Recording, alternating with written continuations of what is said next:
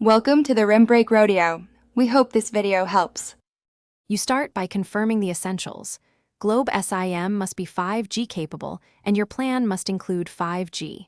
Once done, update your iPhone to the latest iOS and accept any carrier settings prompt so the phone recognizes Globe's network changes. Next, insert the SIM if required and open Settings Cellular. Make sure cellular data is on. Finally, tap Cellular Data Options and set voice and data to 5G so the hardware and account align for high-speed service. Once you've enabled 5G mode, make sure the access point name is correct. If the automatic carrier profile didn't apply, manually enter Globe's APN. For most accounts, use www.globe.com/ph. Then choose the proper network type. Prefer 5G standalone when available for lower latency, otherwise 5G non-standalone.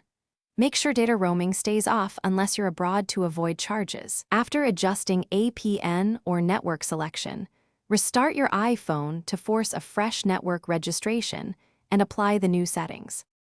To finish, go to a confirmed Globe 5G coverage spot, check that the 5G indicator appears, and run a speed test to validate throughput.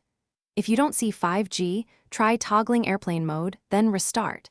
If that fails, reset network settings, which clears and reapplies APN and carrier profiles. Make sure to have your IMEI and account details handy. One key troubleshooting tip: if resetting doesn't help, contact Globe support for a remote profile push or SIM replacement. As many 5G issues.